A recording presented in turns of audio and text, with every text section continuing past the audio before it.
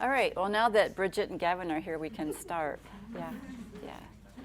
So this is our last lesson in Joseph, lesson 4. We'll see how it ends today. No spoiler alerts here. Okay. So lesson 4 is chapters 48 through 50. 48 through 50. And I just want to put us back in context with chapter 47, how it ended. Chapter 47, it says, thus Israel, who is Israel? Jacob, okay, Jacob. Thus Israel settled in the land of Egypt, in the land of Goshen, and they gained possessions in it, and were fruitful and multiplied greatly. Does that make you think of anything? That they were fruitful and multiplied greatly? What's that? The promise. Yeah, the covenant that God made with Abraham way back in Genesis chapter 15. You see that covenant like everywhere. So here they are in Egypt, and part of it was that I will give you descendants as the stars of heaven, and you will be a great nation. And so here they are in Egypt, and it says that they multiplied, they were fruitful and multiplied greatly. And Jacob lived in the land of Egypt 17 years. So the days of Jacob, the years of his life, were 147. And when the time drew near that Israel must die, he called his son Joseph and said to him, if now I have found favor in your sight, put your right hand under my thigh and promise to deal kindly and truly with me. Do not bury me in Egypt. Okay?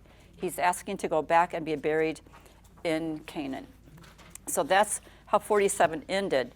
And that takes us to the beginning of 48, because it says then, after this, which is after the end of 47, Jacob was told, behold, your father is ill. So what happens in chapter 48? Joseph hears that his father is ill, and what does he do? Takes his sons to go visit. Okay, he takes his sons. And who are his sons? Ephraim and Manasseh, to go visit his father. Now, look at what his father says to him. In verse 3 and 4,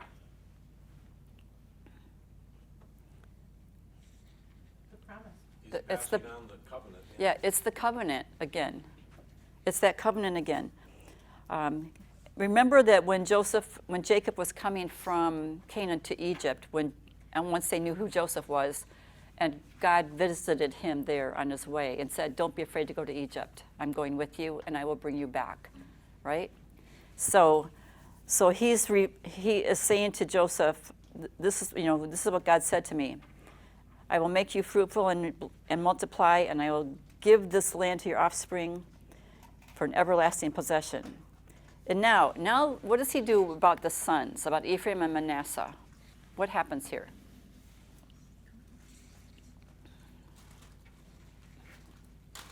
He goes in to bless them. Okay, he's going to bless them. But he blesses the younger one. But he does one of these. Yeah, he does one of these, right. He does one of these. But even before the blessing, in verse 5, what is he? He calls them his. Yeah, he basically adopts them, doesn't he? Okay. He says, these two boys are mine. These two boys are mine. Okay. And the ones after these two will be yours. Okay. So why is he doing that?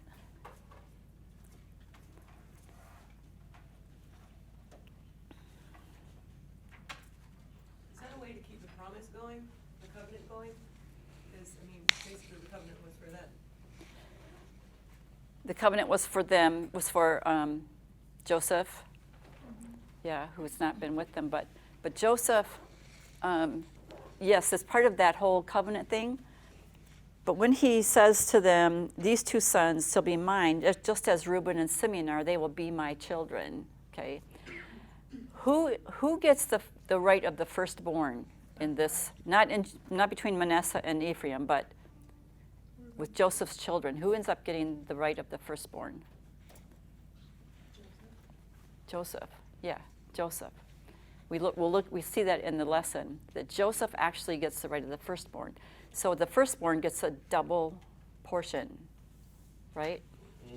So when they have the inheritance in the land, Joseph will get a double portion because he has the two sons. So each of them will get land. Okay? So that's the right of the firstborn. Okay? So that's what he's doing. He's assuring that Joseph will have a double portion by adopting his two sons. They will be figured in the division of the land when they go in, and the 12 tribes will get, each tribe will get a portion of the land. The Levites don't get land. Okay, the Levites don't get land. So by Joseph having two sons who will, it's still 12. The land will be divided by 12. Okay, so Joseph will have a double portion because of what Jacob is doing right here. Okay, so now he's going to bless them. Now tell me about that blessing.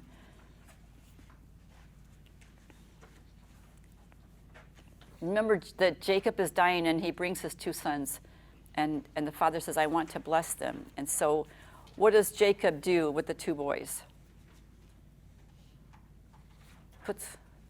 How does he position them for the blessing? Like they're opposite in birth order. See, who does he put on the right hand of Jacob? Ephraim. Manasseh. Is that right? Well, I'm trying to picture this because they're talking about Joseph, and he's got Manasseh in his right hand and Ephraim in his, but if he's across from Jacob, Right. Ephraim is now in front, his right hand is ready to It's- go on Ephraim.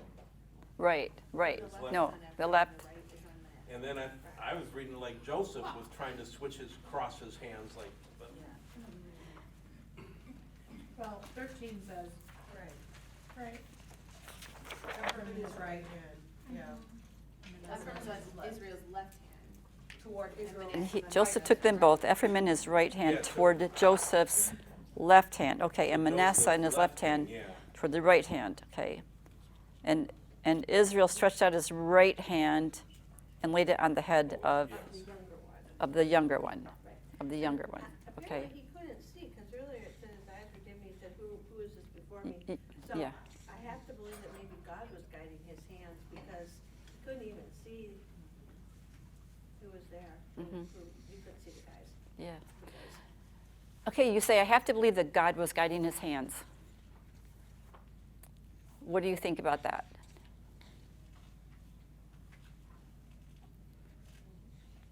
Well, because he mentions in verse 19 that he said, his younger brother shall be greater than he, and his offspring shall become a multitude of nations. So there was a plan in place, and if Jacob couldn't see them, how could he know what he was doing, except that maybe God was guiding his hands to make Yeah. the plan happen. or Yeah. he remembers it from his own. So, yeah, what happened? Yeah, what happened when you say he remembers it from his own? Right, that's what happened to him. Yeah, with Jacob and Esau, with his Right. brother, right? Esau was the firstborn, but Jacob got the blessing of the firstborn. And I Okay. think you probably could imagine in Joseph's mind, Joseph gonna think the older one gonna get the blessing, so he's gonna place them Right, that way. right, Because in Joseph's mind, oldest one gonna. So even though he can't Right. see, he can imagine what the concept is for Joseph, so that's how he's gonna place them. because the Manasseh should have gotten the blessing of the blessing, firstborn, yeah. and that was what Joseph was doing. Yeah. But then his dad switched, right? And then Joseph said, "No, Dad," right? And then he said, "No, this is the way it is. I know, son, I know, but this is how it's going to be." So, yeah, was God in that? Oh, yeah. for Oh, sure. yeah. Oh, yeah. And that's why what Carol says, right, too. Exactly. God designed it that way, so he, Right. yeah. Yeah. And this shouldn't be surprising to us because we've seen this younger being blessed several times now. Jacob and Esau, well, Isaac and Ishmael. Okay. So Ishmael was the firstborn, but Isaac is the one who the promise is coming through. Jacob and Esau. Now you have Manasseh and Ephraim. So this Well, the law is the firstborn gets the blessing. God doesn't always go by that, right? God sees ahead and has the plan about who's going to be the leader, who he's going to use in this situation. Okay? So just because it's written in the law doesn't mean that God cannot change that, which we have seen. And what does Jacob say about Manasseh and Ephraim? Well, Manasseh will become a people and also shall be great, but his younger brother shall be greater than he, and his offspring shall become a multitude of nations. Mm-hmm. Yeah, and Ephraim actually does become very strong in the northern kingdom, like the strongest. So, so he blesses in reverse. What does Jacob say about God in all of this, in this chapter? He has a lot to say, really, about his experience with God. What does he say about it? He tells Joseph that God will be with you and bring you again to the land of your fathers. Okay. God will be with you, and he will bring you into the land of our fathers. Okay. He kind of gives his testimony a little bit earlier. He Uh-huh. says, the God who has been my shepherd all my life to this day, and the angel who has redeemed me from all evil, bless and let them, Yeah. let my name be carried on in the name of my fathers, Abraham and Isaac. And so he kind of shared, the history of, I too have walked with God there. Yeah. Yeah. Remember what's happening with Jacob at this point in his life. He's dying. He's dying, and he's giving that testimony about how God has been with him the whole time. The God before whom my fathers Abraham and Isaac walked, and the God who has been my shepherd my whole life to this day. To this day. What is a shepherd? When you say shepherd, what does that make you think of? When he says, God has been my shepherd, what does that look like? It's been ever present, caring for Yeah. him. Guiding him. Yeah. Yeah. Ever present, caring for him, guiding him. Somebody who kind of maintains the boundaries, Mm-hmm. kind of sets up those boundaries. Yeah. and keeps you in line. Yeah. So this is what he's saying about God. And it's the same God that our forefathers walked with.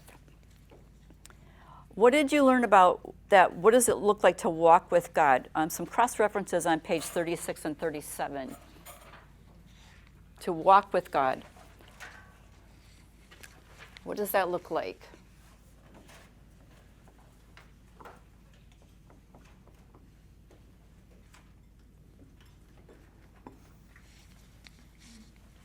Well, for Enoch, he walked with God for 300 years, and then God just took him away. Okay. So that's an example of Enoch walked.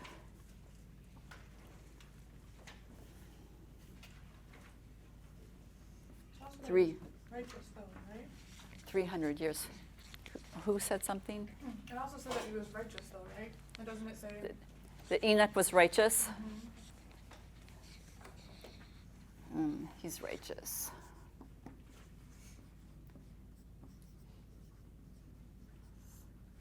Okay. What else do you learn about walking with God? What does it look like? You have to be faithful in that walk. Okay, faithful.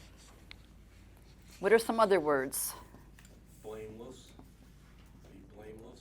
Blameless, Humble. humble.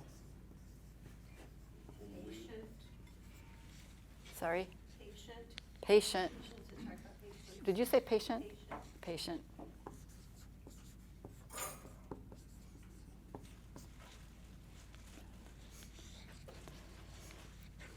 Especially from Ephesians, we get Oh, a list of, a practical list of walking worthy of the calling. Okay. Yeah, so we have humility, patience, What are some other things from Ephesians that you see about what does that walk look like? United in peace and love. Okay, unity.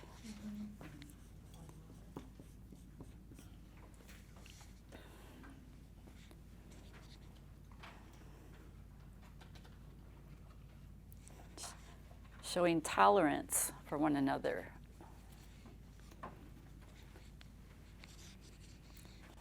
Because of your love.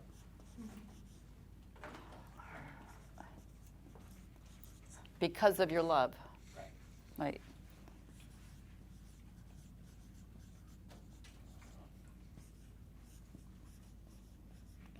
So just look at the list. What do you think about our walk with God? When you think about walking with God, you can put a face to it like this, because that's what it looks like. That's what it looks like. Anything on here hard? Yeah. Yeah, yeah, yeah, It's right. yeah. On your own. On your own, okay. What does Abraham and who are we talking about? Jacob. What does Jacob say about? Was he on his own? No. Yeah, no. Was Joseph on his own? No. No. Jacob was 147 years old when he died. And he said, God has been with me. He's been my shepherd all my life long to this day. So at what point in your life is God not going to be there? Yeah. Yeah. Remember Joseph's life. Remember that. And where was God? The whole time. I love this visual, because we just know, we see this W, it's like Joseph's life was good and bad, but Joseph had God with him the whole entire time. The whole time. Walk with God. We walk with God, that's what we have. So what's the challenge?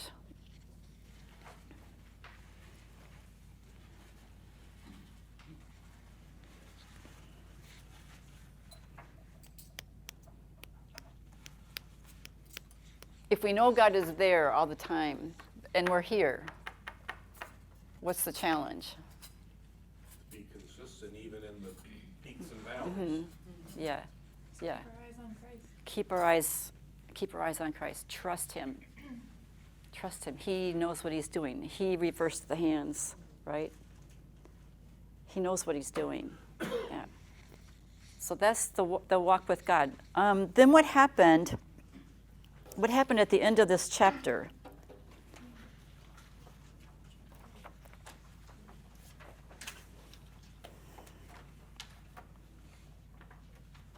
Oh, this was the statement when he says, and Israel said to Joseph, I am about to die, but God will be with you. But God will be with you. Okay. And will bring you again to the land of your fathers. Okay. Where is Joseph now? In Egypt, right? And Jacob is saying, don't worry, God will be with you, and He will bring you again to the land of your fathers.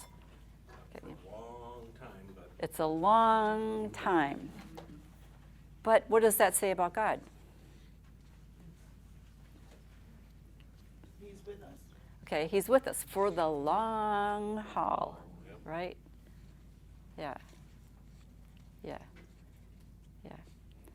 And He's not going to forget that. It's part of the covenant. It's part of the covenant. So that covenant is going to be fulfilled. So let's look at chapter 49. We're going to spend a minute there, just for a minute. A minute for a minute? Yeah. Because what is chapter 49 all about? Jacob blessing his sons. Yeah, Jacob, before he dies, is blessing his sons and basically telling them kind of what their life is going to be like. Okay? What did you think about all that? I don't want to know him. Yeah, I don't want to know. Yeah. Yeah. Yeah.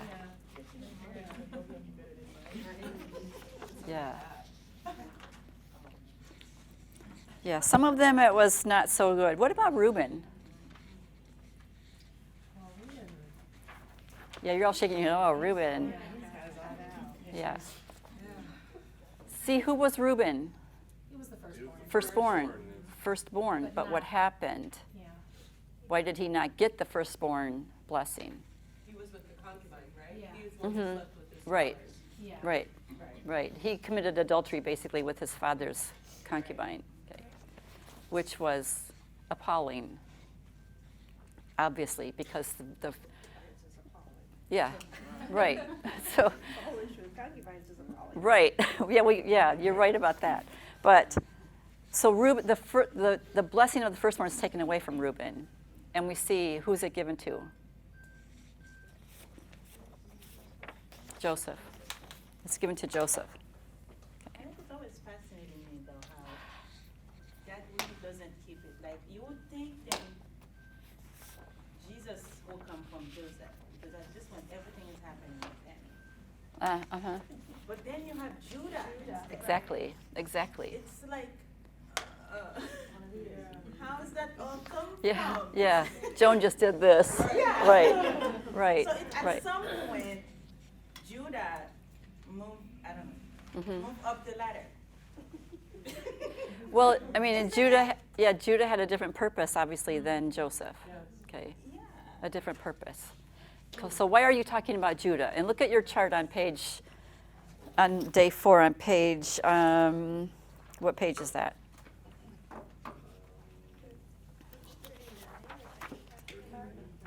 Page 39, 40. Because who are the two that we really want to look at in the blessings of the 12 tribes? Judah and Joseph. Okay, they had the major portion of the blessings. So tell me about Judah's blessing. Okay, Ketsia is already up in arms about it. So yeah, That's just fascinating. yeah. Fascinating. Why? Fascinating. Why? What is his blessing? Judah is the lion's cub. Right. From the prey, my son, you have gone up, Okay. right? The scepter Brothers shall not will praise him, and the scepter shall not depart from Judah, Okay. nor the ruler's staff from between his feet. So he's been giving rulership until when?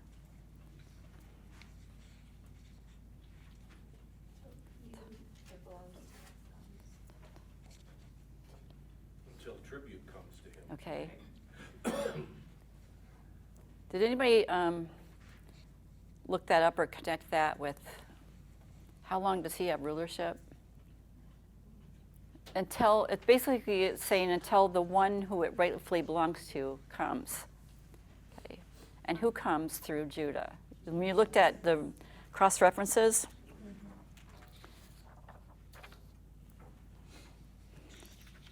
you looked at the cross references in Matthew, the genealogy. What do you see in Matthew about the genealogy of Judah? Like Bethlehem, the land of Judah, are by no means least among the rulers of Judah, for out of you will come a ruler. Okay, out of him will come a ruler. Okay, And that ruler was Jesus Christ. and that ruler was Jesus. When you look at the genealogy in Matthew, what does it say? It says Abraham, Isaac, Jacob, Judah. Okay, and then it follows the genealogy through Judah to who? Who's another major figure in the line of Judah, of rulership? David. Okay, David, and then from David on to Jesus. So that's the blessing of Judah. He's the ruler, okay, and from him will come a ruler. From him come King David, it says he will never not have a descendant to rule on his throne. So Judah is the line of rulership. And then what did you learn about Joseph and his blessing? Fruitful. What's that, Heather? Well, it says that Joseph is a fruitful bough. Fruitful, okay? Fruitful.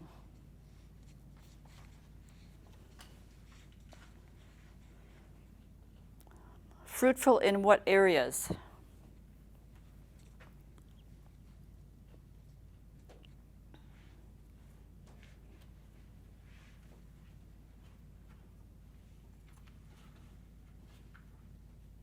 Wherever you marked blessing, if you marked it, look at what the blessing is.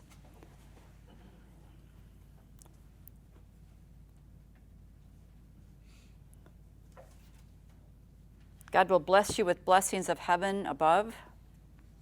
Okay. Blessings of the deep that crouches beneath the water. He's going to be fruitful. He's going to have, he's going to tie his donkey to the, wait, where does it say that? He's by his fruitful bow of a spring. His branches run over the wall. You see, everything is just growing. The land. His donkey. Why can't I find the donkey? The donkey is in Judah. Oh, it's in Judah. Yeah. Okay, forget that. Thank you. I'm glad you guys have read this. Yeah, right. Where's the donkey's colt? Yeah, but There's several donkeys. there are several donkeys in Scripture, but it's all fruitfulness. It's all fruitfulness, and the water, and then it talks about fruitfulness of children, blessings of the breast and of the womb. He's going to be multiplying the nations, and that's part of Ephraim, because Ephraim multiplied greatly. Okay, so Joseph's role seems to be that of multiplying the nations. Judah's role is of the leadership. Okay, comes from that. So you don't want to know what's going to happen in your lives, right? Well, unless I go to Asher, because Asher's just going to yield royal delicacies. I love Yeah. Tally is going to bear beautiful. Yeah. Well, then maybe you do want to know, right? If you're Asher, that you're going to get all the good stuff. Okay. So. Don't be the cupbearer or the baker.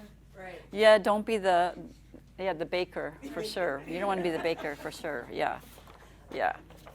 So, and when we move through, if you follow history, you're going to see these blessings. You're going to see them come true, because God is sovereign. Okay, and so God is speaking through him. Chapter 50. Chapter 50. What happens to the first part of this chapter?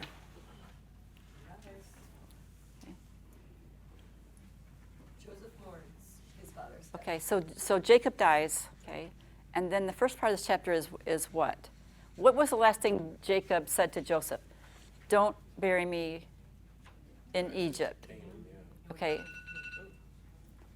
I thought that was me for a minute. Like, phew. Yeah.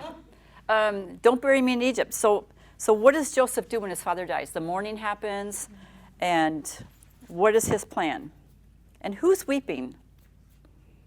Well, like everybody, the Egyptians and everybody, Yeah. they're all joining in. Yeah. Everybody's weeping. All the Egyptians are weeping. What does that tell you about Joseph and about Jacob? What do you know about Joseph and how he treated the I Egyptians? think they all really honored They him. held him in high loved regard. him, yeah. Yeah, right. He did not exert his power over them. Remember that during the famine? He made it possible for them to survive and to have land and to raise crops, and just he treated them with compassion. So yeah, now you see that here, that they love him. So you see great mourning. So what does he do? What does he do here? He goes and buries his father. Sarah gives him some time off. Yeah, can I have some bereavement leave to go and bury my father? Yeah. Does he go alone? No, he takes like everybody. Yeah. They're in company. I, Father's household. yeah. I mean, I started looking at that like, oh, the servants of Pharaoh, the elders of the household, all the elders of the land of Egypt, as well as all the household of Joseph, his brothers, and his father's household, and who stayed behind? The children. The children, and the sheep. Right. Children and the sheep. and their herds. They were left in the land of Goshen. So it says it was a great multitude of people that went to bury Jacob back in his homeland.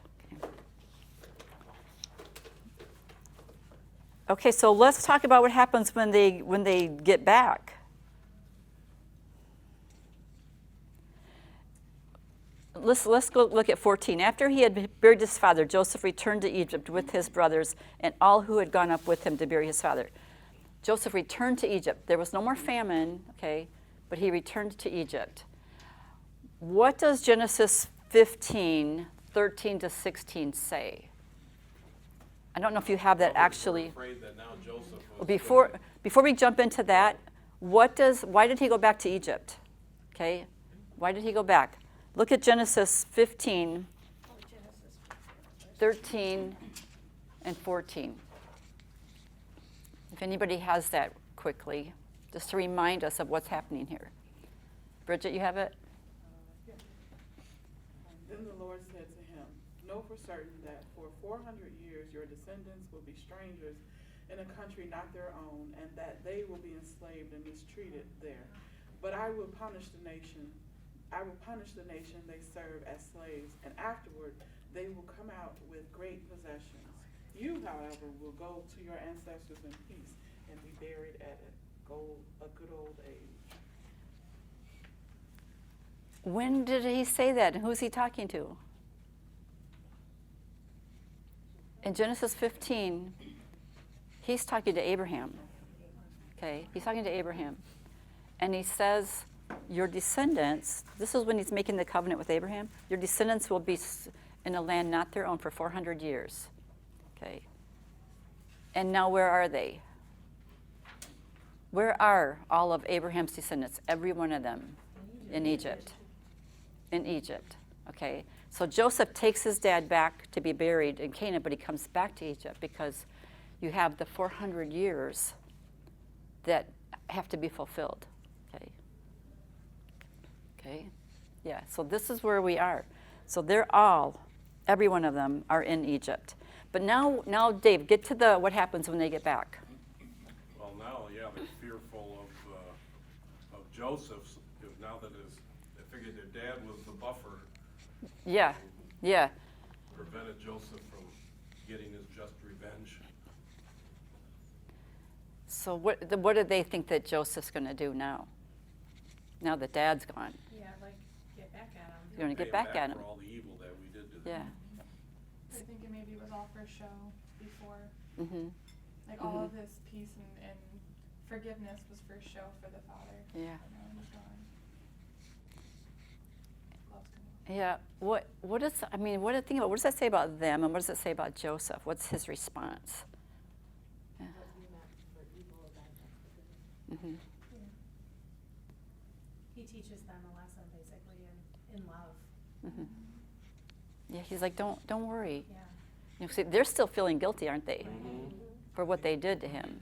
Right. They're still feeling guilty. I think they understood the weight of what they did. Yeah. Mm-hmm. You know, Yeah.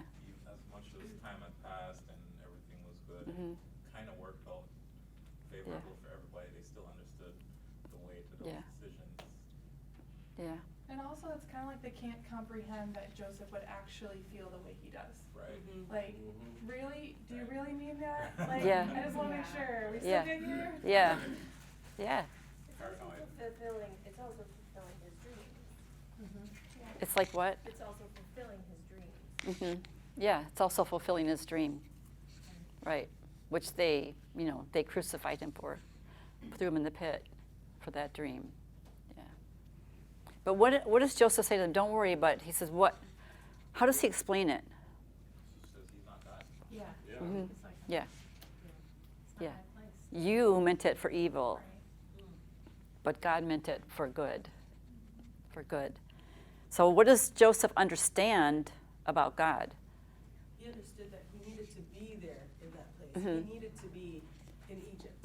And this whole thing happened. They thought that they were doing something to him, but he understands now that that had to happen for them to be here.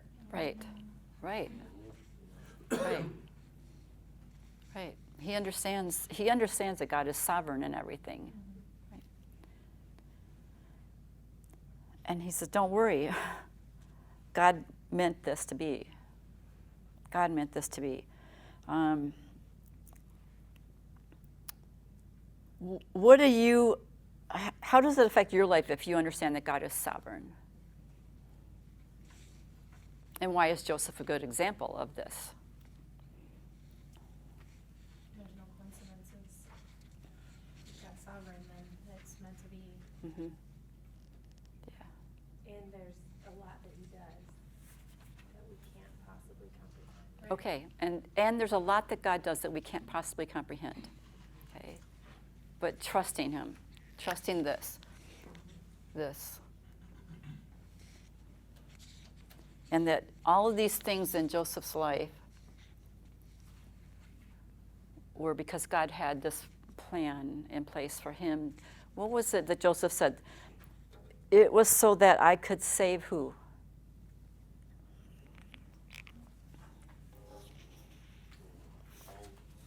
I can provide for you and your little ones, all these people. Mm-hmm. That many people should be kept alive, Yeah. remnant. Yeah, that many people would be kept alive, including the whole nation of Israel.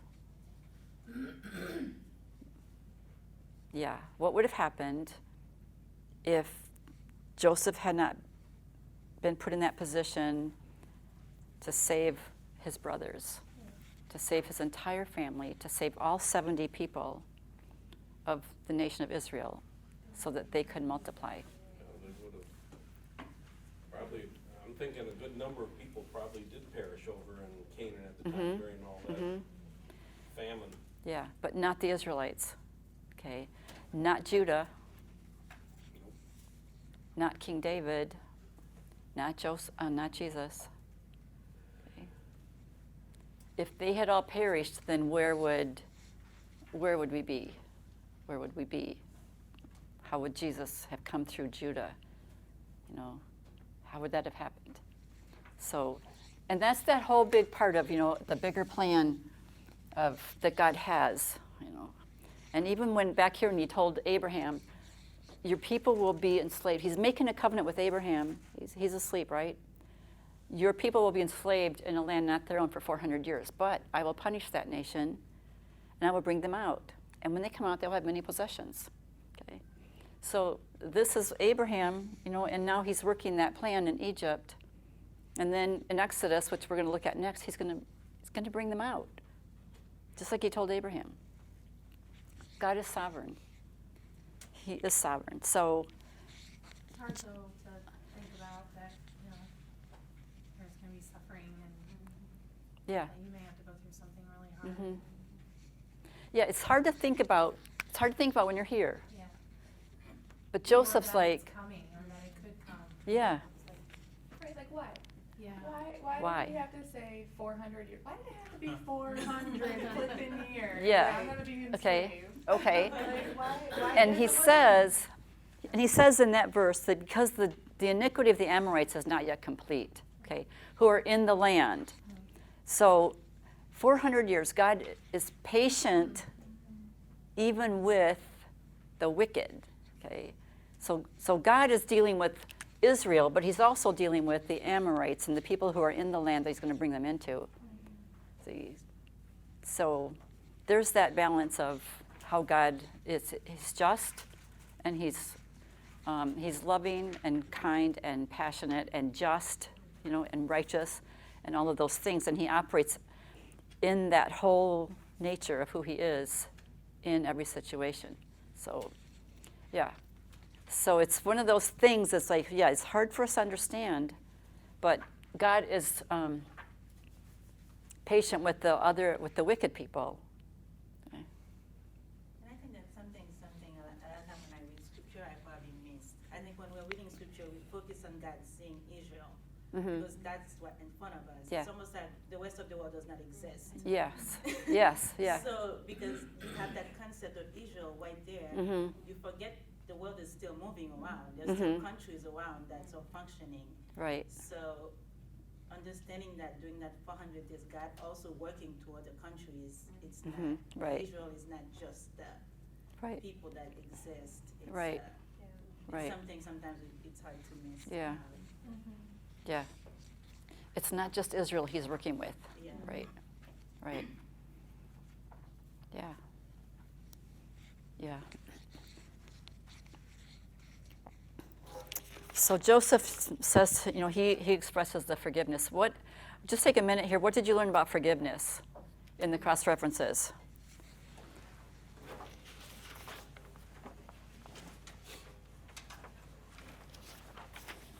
Page 42. Page 42. What did you learn about forgiveness? Who do we have to forgive? What does that look like? How often? Just as Christ forgave us. Forgive just as Christ forgave us. Okay, this is my favorite. I think just as is one of my favorite just as, because it's like this is like this. So you forgive other people just as Christ forgave us. So what does this look like? What did Christ do for us? This is what he did. Yeah. Is there anything that he would not forgive you of? Yeah. So then, is there anything that we cannot forgive other people of? You know, that's what that looks like. This is like this. Anything else you learned about forgiveness quickly that was like an aha moment? Well, a lot of it follows what it looks like to walk with God. Okay. Walking with God closely resembles Yeah. tools or the, whatever you need to be able to extend that forgiveness to others. We can add that to our list of what it looks like to walk with God. Yeah. 70 times 7. We tend, okay, I forgive you once and I might forgive you twice. Yeah. We believe in the 3 strikes you're out. Yeah. Yeah. Yeah. Only one shaving, that's what we're saying. Yeah. Yeah. 3 strikes and you're out doesn't work. It's no. But again, we're not meant to do this on our own either. Okay. Because we can't. Mhm. You know, when you've been hurt, deep hurt, it's, you know, like you can't forgive someone on your own. That has to come. Right. Did Joseph forgive his brothers on his own? No, I don't think he did, no. No. Because I mean, what did he say to them? No, you meant it for evil, but God Right. meant it for good, and that's how come I can forgive you. That's why I understand this. I think that's what the part with Joseph too, for him to be able to focus on what God is doing instead of what his brothers did. Okay. Right. And a lot of times that's the hardest part. Even though God is doing good, we still Yeah. so focus on the hurt that we Yeah. can't move forward. Mhm. So Right. That's a good principle. Focus on what God is doing rather than what his brothers were doing to him. Because But then your whole perspective will change. yeah. Right. Yeah, I Right. think about that song, and the things of the world will go strangely dim. Turn your eyes upon Jesus. Mhm. That chorus is Yeah. a reminder. Yeah. Yeah. If your eyes are on God, then your whole perspective changes. Yeah. Yeah. That's good. Forgiveness. So Joseph is a great example of forgiveness. And then what happened with Joseph at the end of this chapter? He died. He died. And what did they do with him? Buried him in a coffin in Egypt. Okay, so he's in a coffin in Egypt, but what did he ask of his sons? 25. Carry him up from there and take Yeah, carry my bones up from here. And what did Jacob say to him? God will be with you and he will bring you out. Okay? He'll bring you out. He's not bringing him out alive, but again, Joseph makes the request, take me back to Canaan. So right now he's in Egypt, but we'll see.